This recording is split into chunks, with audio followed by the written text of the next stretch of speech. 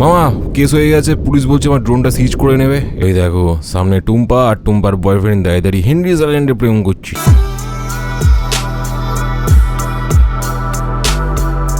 পুরো গোয়া ভাইব, শুধু বিকিনি পড়া রাশিয়ান মেয়েটার সামনে অভাব। কারণ রয়্যাল বেঙ্গল টাইগার আর রয়্যাল বেঙ্গল কুমির আক্রমণ করতে পারে।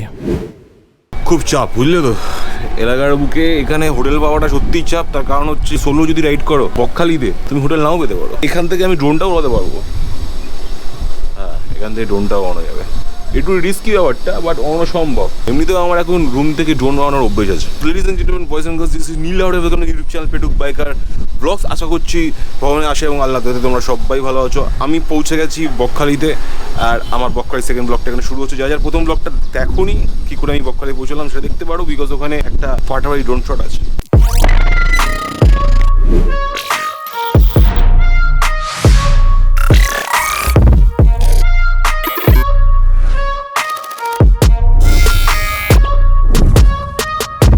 এনিওয়েজ এখন বেরোচ্ছি এখান থেকে, যাবো হচ্ছে লাঞ্চ করতে। ছোট্ট করে একটা লাঞ্চ করবো, লাঞ্চ করে তারপর চলে যাবো ঘুরতে।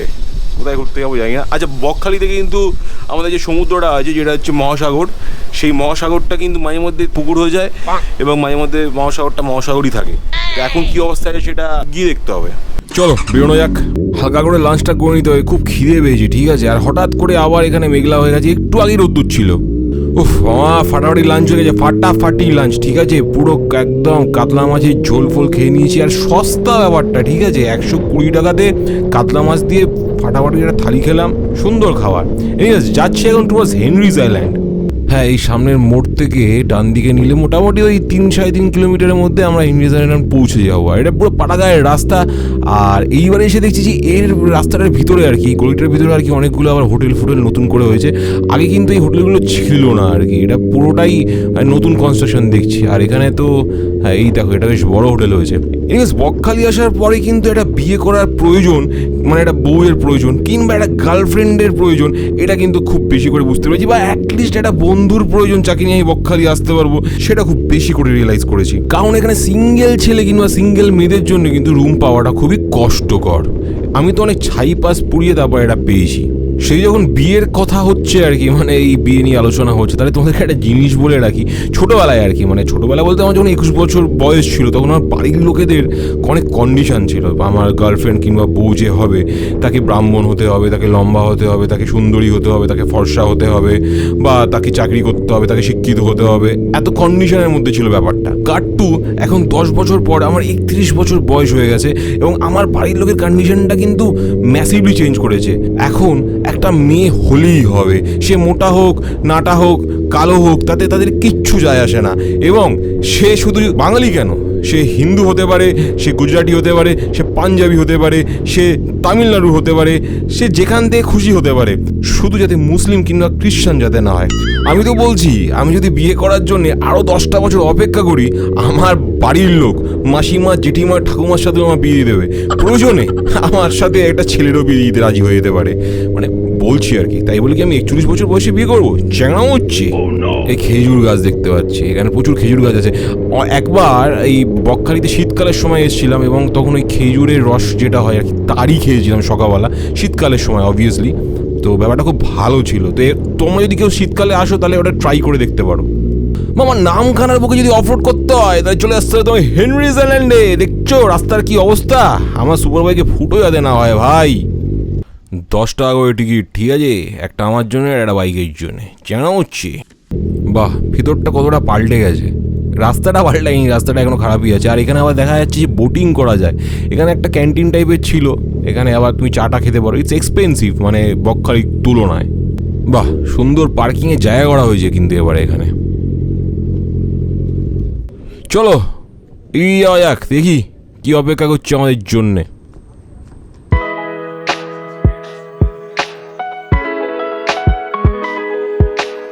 এই হচ্ছে আমাদের কাঠের পোল, ঠিক আছে, কাঠের পোল পেরিয়ে আমাদের যেতে হবে, এগিয়ে যেতে হবে হচ্ছে হেনরিজ আইল্যান্ডের দিকে। আর দুদিকে ম্যানগ্রোভ ফরেস্ট পুরো, ঠিক আছে। আমাদের সুন্দরবনে কিন্তু ম্যানগ্রোভ ফরেস্ট ভর্তি রয়েছে।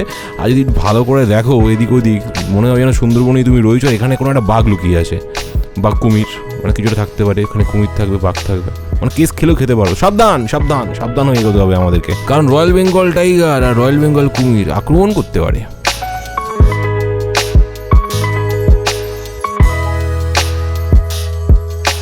জেনারেলি তারা বউয়ের ছবি তোলে, এখানে বউ দাদার ছবি তুলছে, এরকম একটা বউ কিন্তু আমার চাই যে আমার ছবি ফই তুলে ফুলে দেবে, তারা খুব ভালো হয় আর কি, মানে থাম্বনেলগুলো বেটার হবে। ওই দেখো সামনে টুম্পা আর টুম্পার বয়ফ্রেন্ড দাঁড়িয়ে হেনরিজ আইল্যান্ডে প্রেম করছে, ঠিক আছে, হেলমেট পরে আছে কিন্তু টুম্পার বয়ফ্রেন্ড চাঙা হচ্ছে। এনিওয়েজ টুম্পা সোনা একটু কাছে আয় না, আমি মাইরি বলছি আর হাম্পি খাবো না। টুম্পার বাবাজি দেখতে পায় বহুত পেদান পেদাবে কিন্তু চাঙা হচ্ছে। সো গাইজ এটা আমার প্রাইভেট বিচ, এই বিচটা আমি কিনে ফেলেছি, ঠিক আছে, যেখানে আমি আর একটা কুকুর আছে আর কেউ দেখতে পাচ্ছি না কাউকে আশেপাশে, তো এই বিচটা আমার। টু বি ভেরি অনেস্ট আমার বকখালি বিচটার থেকেও কিন্তু হেনরিজ আইল্যান্ডের বিচটা বেশি পছন্দ, কারণ এটা দেখো পুরো ফাঁকা থাকে, জেনারেলি লোকজন খুব কমই আসে, আর ওই দেখো পুরো ফাঁকা, ওই সাইডটাও পুরো ফাঁকা।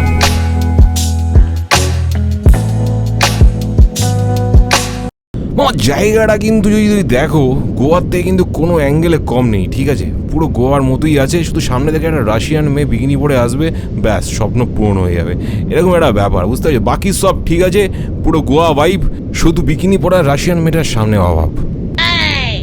এবার ড্রোন শটস নিই, মামা কেস হয়ে গেছে, পুলিশ বলছে আমার ড্রোনটা সিজ করে নেবে, এরকম একটা সিন, ঠিক আছে, বলছে এখানে ড্রোন অ্যালাউড না, আমি এখানে উড়িয়েছি, পারমিশন নেওয়া, মানে আমার ড্রোনেরও পারমিশন আছে, আমার পাইলট লাইসেন্সও আছে, মানে ড্রোন পাইলট লাইসেন্স, মানে যেগুলো একদম ছোট, এমনি খেলনা ড্রোনগুলো 4-5 হাজার টাকা, আর যেগুলো ডিজিআই কোম্পানি সেগুলো 40-35 হাজার টাকা দিয়ে শুরু। ফোনে তো আমি চেক করলাম জায়গাটা তো গ্রিন জোনই দেখাচ্ছে।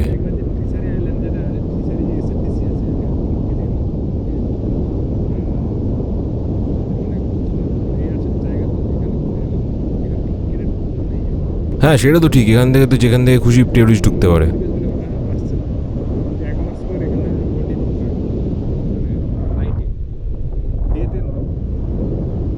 মামার সাথে অনেকক্ষণ কথা হলো, একটা বন্ধুত্ব হয়ে গেছে, হ্যাঁ, আর আমার চ্যানেলটাকেও সাবস্ক্রাইব করিয়ে দিয়েছি, তো এখন যাচ্ছি কার্গিল বিচ। ওয়েদারটা যা আছে, সানসেট তো দেখতে পাবো না, কার্গিল বিচ থেকে কিন্তু খুব ভালো সানসেট দেখা যায়, আর ওখানে দেখতে পাচ্ছ উইন্ডমিলগুলো, হ্যাঁ এই উইন্ডমিলগুলো কিন্তু ফ্রেজারগঞ্জ থেকে দেখা যায়। আমার খুব ইচ্ছা যে আমি কালকে এই উইন্ডমিলের আশপাশ থেকে আর কি ড্রোন ফোন ওড়াবো, এরকম একটা সিন আছে। আর এখন যাচ্ছি তো টুয়ার্ডস কার্গিল বিচ, যেখান থেকে সানসেট খুব ভালো। এই যে এখান থেকে সোজা চলে গেলে হচ্ছে ফ্রেজারগঞ্জ, আর এই ডান দিকে রাস্তা দিয়ে ঢুকলে একটুখানি এগোলেই কিন্তু হচ্ছে কার্গিল বিচ। গরু কে যে চানা হচ্ছে না এই রাস্তার মাঝখানে, চলো, গরু যাচ্ছে, ছাগল যাচ্ছে, সুপারবাইক যাচ্ছে, কি হচ্ছে কে জানে, আমার চানা হচ্ছে নাকি চানা হচ্ছে। সামনে 3টে গরু আসছে, আমার, আকবর আর অ্যান্থনি, মজা হচ্ছে। এটাই হচ্ছে বেসিক্যালি কার্গিল বিচ, ওখানে ফুটবল খেলছে, এই দৃশ্যটা কিন্তু আগে দেখিনি। পিছনে এখানে আগে অনেক গাছ ফাছ ছিল আর কি, পুরো পিছনটা ম্যানগ্রোভ ফরেস্ট ছিল, বাট এখন আর সেটা নেই দেখছি, পুরোটাই গায়েব হয়ে গেছে। আর মানে এখানে ঝড়টার তো প্রচুর হয়, লোকজন ফুটবল খেলছে, এটাই হচ্ছে মানে আমাদের কার্গিল বিচ। তার আগে তোমাদের একটা জায়গা দেখায় যেটা খুব কম লোক ভিজিট করে বকখালিতে, এই জায়গাটার নাম হচ্ছে বেনফিশ হারবার, মানে যেসব ট্রলারগুলো আর কি মাছ ধরে আমাদের বকখালিতে, তারা কিন্তু এখানেই আসে মাছ টাছ নিয়ে, আর এখান থেকেই বিক্রি হয়। দেখা যাক কিছু আছে নাকি না। হ্যাঁ ট্রলার তো এখানে থাকবে, এখানে সবসময় আমি ট্রলার দেখেছি, সকালেরও থাকে, বিকেলেরও থাকে, রাত্রিবেলাও ট্রলার ঢোকে, আর মাছ ফাছও এখানে মনে হচ্ছে মাছ টাছ সব নিয়ে এসছে, ওইদিকে মাছ ফাছ ছাড়াচ্ছে আর কি, নৌকো আছে দেখতে পাচ্ছি, ছোটো ছোটো সব নৌকোগুলো। আর দেখি ওখানটায় গিয়ে দেখি কি আছে, এখানে মোটামুটি মাছ টাছ লোকজন ছাড়াচ্ছে দেখতে পাচ্ছি, ওখানে মোস্টলি চিংড়ি মনে হচ্ছে, একটু মানে নিচ থেকে গিয়ে দেখতে হবে। লোকজন আমার দিকে তাকাচ্ছে, বলছে হেলমেট পরে এখানে কে ঘুরে বেড়াচ্ছে, ও আচ্ছা এরকম হচ্ছে নাকি, হ্যাঁ হ্যাঁ হ্যাঁ সব চিংড়ি আছে, সব চিংড়ি, প্রচুর লোক কাজ করছে দেখতে পাচ্ছ তো, আলাদাই এখানে একটা আলাদা ফিল আছে। চলো I'm back to Kargil beach, আর সন্ধে হয়ে যাওয়ার আগে ড্রোনটা একটুখানি উড়িয়ে নিতে হবে এখান থেকে, দেখতে হবে এখানে ইটের উপর স্ট্যান্ডটাকে রাখতে হবে, নাহলে কেলো হয়ে যাবে পুরো, হাওয়া দিচ্ছে, ফাটিয়ে হাওয়া দিচ্ছে এখানে খুব। চলো, চশমাটা পারফেক্ট আছে, নতুন চশমা, প্রচুর হাওয়া দিচ্ছে। হ্যালো হ্যালো হ্যালো, শুনতে পাচ্ছ? ড্রোন ওড়াই, প্রচুর হাওয়া দিচ্ছে, অন্ধকার হয়ে গেছে, আর বেশি কথা বাড়াবো না। কার্গিল বিচ, বুঝতে পেরেছো?